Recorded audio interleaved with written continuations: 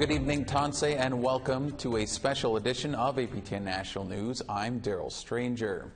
Tonight we have a roundup of the best news of the week for you, starting in Alberta, with a series on the Samson Cree Nation by APTN's Chris Stewart. The nation has been going through a rough time lately with soaring crime rates and violence. This three-part series examines the problems, calls for action, and possible solutions. The Samson Cree Nation, located an hour south of Edmonton, is continuing to have problems with gangs, drugs, and violence. In July, the community helped host Pope Francis. But the community of over 6,000 on-reserve band members has crime numbers that are staggering.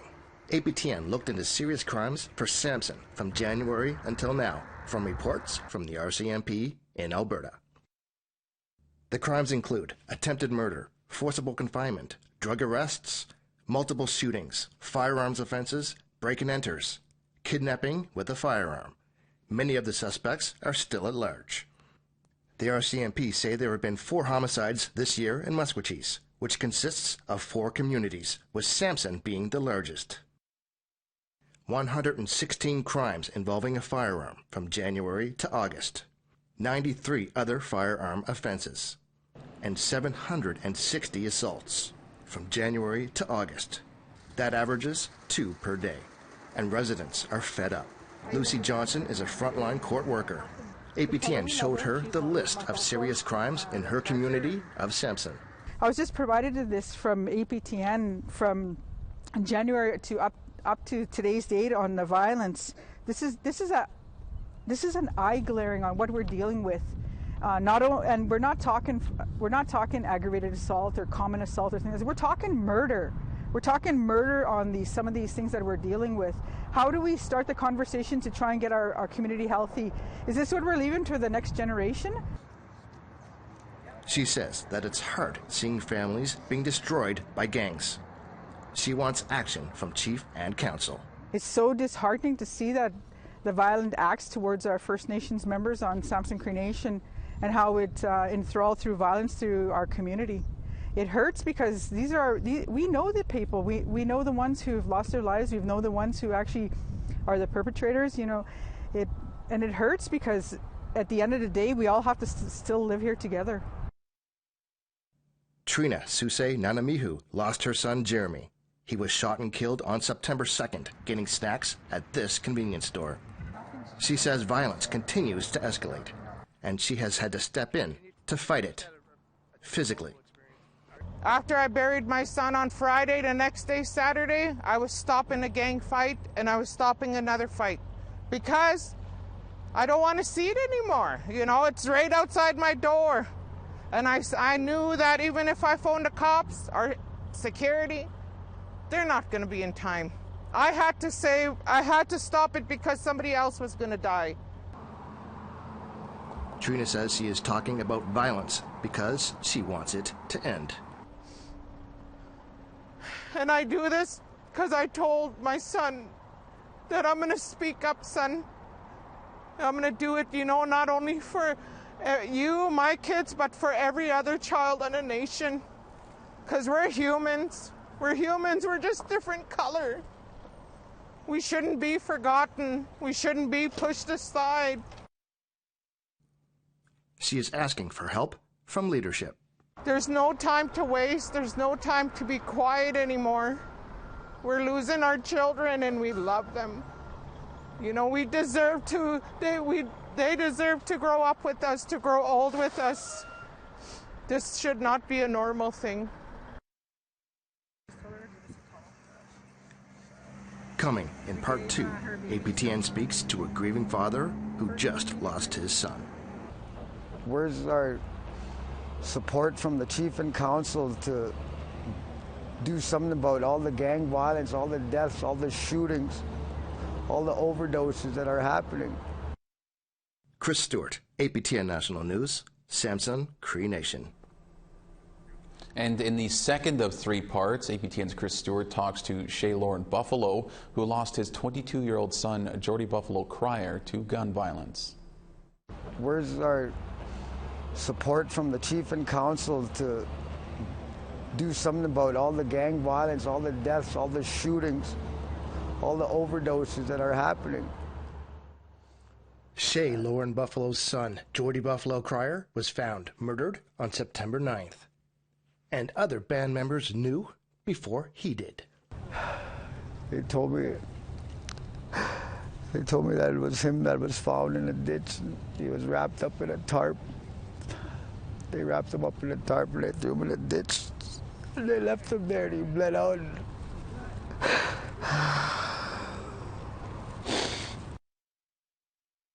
He is still hurt that he wasn't told first. It's supposed to be the next of kin that's supposed to be notified, and I wasn't notified, and everybody knew before I did that he passed away, and I was still at work when all this was going on, and no one even attempted to try come and see me to tell me that he was gone. And he believes that there were multiple people involved. only one person's been charged, and there was other people involved, and those guys, I just finished seeing a guy that was involved, and he wouldn't even look at me, and he just turned around and he left. 20-year-old Kieran Keith Lightning has been charged with second-degree murder in Jordy's death. With 4 homicides so far this year, multiple gun offenses, and over 700 assaults in the Musqueam community, Buffalo has some suggestions to help stem the increase in crimes. Make a rehab center for sure, because everybody's addicted. Not everybody, but the majority of the band is addicted to something rather another. We need a treatment center. We need parents accountable for their child when stuff like this happens. We need people to start getting thrown off the reserve that are committing these acts of violence, and nothing's being done. They're still walking on the streets. Tomorrow, APTN talks to Samson Cree Nation Chief Vernon Saddleback on what leadership will do to fight the violence that has made this community unsafe. Methamphetamine is one of the problems that we have in our community right now. And so that's kind of what we're kind of focusing on within the nation, that, you know, meth is becoming a problem in our community. We met with the RCMP yesterday, and they confirmed that fentanyl is coming into our community slowly, but methamphetamine definitely has a hold. Chris Stewart, APTN National News, Samson Cree Nation. In this final part, APTN's Chris Stewart sat down with Samson Cree Nation Chief Vernon Saddleback to see what is being done to try to stop the violence. Trina Susay Nanamihu and Shay Lauren Buffalo lost their sons earlier this month to gun violence. Jeremy Susay was shot and killed at a convenience store, and Jordy Buffalo Crier was shot and wrapped in a tarp. His body was found in a ditch. The community has had over 700 assaults this year alone, multiple gun crimes, drug arrests, and members want help from leadership. APTN spoke to Samson Cree Nation Chief Vernon Saddleback for what is being done to help the community. He says that drugs have become a serious problem. Methamphetamine is one of the problems that we have in our community right now. And so that's kind of what we're kind of focusing on within the nation, that, you know, meth is becoming a problem in our community. We met with the RCMP yesterday, and they confirmed that fentanyl is coming into our community slowly, but methamphetamine definitely has a hold. It's in our community. It has a hold in our community now. And he says action is being taken. We're going to do something about this. I met with the administration, and we're going to start with an education process first. You know, I think it's time for us to educate and train the people of Samson Cree Nation. This is what meth is. You know, if your children are on meth, if you're a family, or if you know someone, here's the signs, and here's what you can do about it. The first session with members was yesterday. Chief Saddleback says the sessions were very successful. Another session is planned for Friday. He says that he has heard from members and action is being taken. They're giving us a message. No matter what they're saying, they have a message, and it needs to be heard and needs to be listened to. And that's kind of what we're doing here, right? We are kind of looking, all right, there's something going on at the homes, right? What's going on? How can we go in there and support these families, you know? And that's what we've kind of done. I mean, when we had some of these homicides, our departments were amazing. They responded well. We pulled people out of homes and moved them to Edmonton Park temporarily in hotels to keep people safe, make sure, and we provided great grief support. He says the Maskwacis RCMP have done a good job, but they cannot cover everything, and a tribal police is an option. He's looking at federal funding to do so. They do the Criminal Code of Canada, we're missing civic policing. So the RCMP don't help us with preventative work on any level, and that's not their fault, that's just not their mandate, right? And so it does leave that void. And again, that's why in Samson we're looking at, maybe we've got to hire our own, you know, 1 or 2 guys to be part of our tribal policing, you know, help us with that civic enforcement. He says he wants to consult with elders on the issue of banishment and possibly putting it into law. It's my own personal opinion, but if someone is guilty of killing a Samson Cree Nation member, they should be banished. No questions asked. You know, you've lost your rights to be in our territory if that's the kind of person that you are, right? And so I want to pose that question to the elders. Chief Saddleback says there is another option suggested by councillors. You have to look at the ambulance calls, you have the police calls we have, you know, we have these homicides that have happened, you know, the drug activity, you know, we have to look at all of that, you know, like, do we need to call a state of emergency? He says that option will be looked at after the education sessions are completed, with the goal of reducing crime numbers and making the community safe. Chris Stewart, APTN National News, Samson Cree Nation. We want to hear what you think about the violence on the Samson Cree Nation in Alberta. Here's how to continue the conversation. Send your emails to news@aptn.ca or leave a comment on aptnnews.ca. You can also find us on Facebook, Twitter, Instagram, YouTube, and TikTok. Follow APTN News to join the conversation and see our latest stories. All right, time for a short break, but coming up, a look at October 4th activities held across the country to commemorate the National Day of Action on Missing and Murdered Indigenous Women and Girls.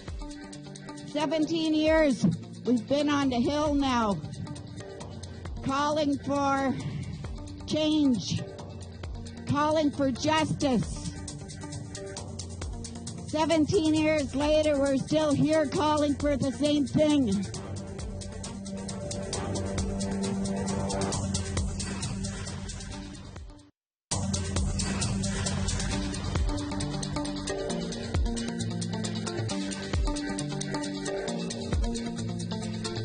Welcome back to this special edition of APTN National News. Cries for justice rose from communities across the country as people came out in honor of Canada's missing and murdered Indigenous women for the annual Sisters in Spirit Vigil on October the 4th.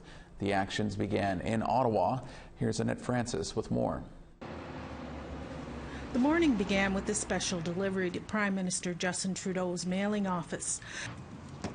Pamela Hart made the trip from Toronto to drop off 4,000 cover pages of missing or murdered Indigenous women and girls. She says the momentum from the National Inquiry for Missing or Murdered Indigenous Women has fizzled out. So we're here today to try and remind the government here in Ottawa that they have a responsibility, that there is a call to justice for each and every Canadian across Turtle Island. And later those words were echoed across the lawn of Parliament Hill. Bridget Tolley is the organizer of today's event. After her mother's death, she founded the organization Families of Sisters in Spirit as an advocacy group for missing and murdered Indigenous women and girls. 17 years. We've been on the Hill now, calling for change, calling for justice. 17 years later, we're still here calling for the same thing. A few hundred people, including family members, senators, and MPs, gathered to share their support to families and listen to their calls for action. Among them was Megan Gallagher's family. She went missing 2 years ago in Saskatoon. Her dad, Brian, shared a poem called Megan, Where Are You? I sent you a text. I say your phone is dead. Baby girl, Where are you? People are asking about you. With developments still fresh, he commended the families for their efforts to continue coming out. But I just wanted to make a quick remark on your 17 years and what you've been doing is having an impact, because the words are getting out there. And I would like to take a second to commend the Saskatoon Police Services and all that they've done, because as of on the weekend, human remains have been found for our daughter.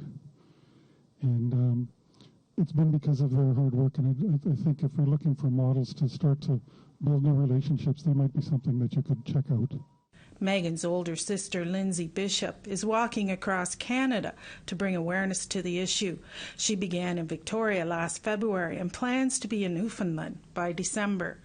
Any type of visibility is important to keep people talking and to keep the word out there to, how do I say this, to help stop the atrocities that are happening across Turtle Island to our missing and murdered. Grandparents, please. We need your help. Please take care of our baby girl. Merci. Thank you. The families are hopeful to see more action by next year's annual event. Annette Francis, APTN National News, Ottawa. Families in British Columbia used the day to draw attention to what they call police mishandling of their loved ones' cases. As APTN's Sarah Connors reports, families and their supporters want better accountability from police when it comes to cases of missing and murdered. September 29th would have been Tatiana Harris's 21st birthday. But on May 3rd, the 20-year-old Cree and Métis woman was reported missing. Her body was discovered the day before on May 2nd on this yacht in Richmond. But her identity wasn't confirmed as the woman on the yacht until 3 months later. The police handling of Tatiana's case came with many flaws. That's why her mother, Natasha Harrison, and other families are speaking out. The list of neglect continues. The communication with law enforcement and to the family and the community has come to a halt. In honor of Sisters in Spirit, Amnesty International Canada held a virtual press conference for families of missing and murdered Indigenous women and girls. Family members shared their experience of police negligence and mismanagement in the investigations of their loved ones. Brenda Wilson's 16-year-old sister Ramona Wilson disappeared in 1994 in Smithers. Her body was found by the Smithers Airport in 1995. Wilson says she's frustrated more hasn't been done. And when are we going to have answers? When is there going to be accountability? The Union of British Columbia Indian Chiefs says more services and supports are needed for family members, as well as a change in policing. We don't need police apathy. We need police taking more action and taking these cases more seriously. In a statement to APTN, BC RCMP said it was committed to solving the cases, stating, "We are learning from our past mistakes and are working hard to overcome historical interactions that have left prolonged feelings of being dismissed." The Vancouver Police Department gave a statement defending its investigations, saying in part that provincial policing standards dictate how police agencies conduct missing persons investigations, and it consistently solves more than 99% of missing persons cases. As for Natasha Harrison, she hopes by raising awareness, police will take cases like her daughter's more seriously. Uphold the law, and I hope we can reach a point in our justice system where cases like these get solved instead of brushed under the rug because one person decides a human being doesn't deserve a proper investigation. Sarah Connors, APTN National News. The message is loud and clear across the Northwest Territories. Indigenous women and girls, gender diverse, Two-Spirit and transgender people deserve safety and equality. It was an emotional day in Denendeh as families, elders, advocates, leaders, and police officers honor MMIWG 2S. But it was also a time of hope and healing as participants offered prayers and marched from Dilo to downtown Yellowknife. The day-long programming included families who have lost loved ones, a candlelight vigil, a survivors sharing circle, and a feast. The goal is to continue pressing the territorial government to take actions to reduce the rates of violence against Indigenous people.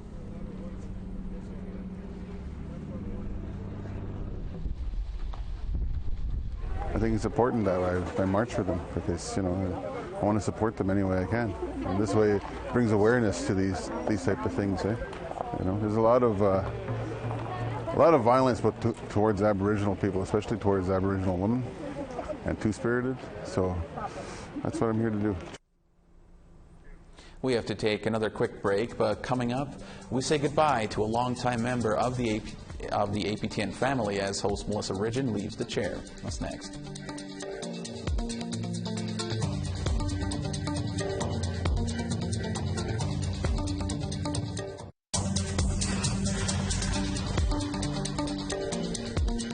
Welcome back. It's time now for our photo of the day. Greg Scriver snapped this beautiful sunset photo over the glassy water of Petrie Lake in Ottawa earlier this week in honor of Sisters in Spirit Day. Thank you for sharing your photo with us, Greg. Send your photos to share@aptn.ca and you might be our next photo of the day.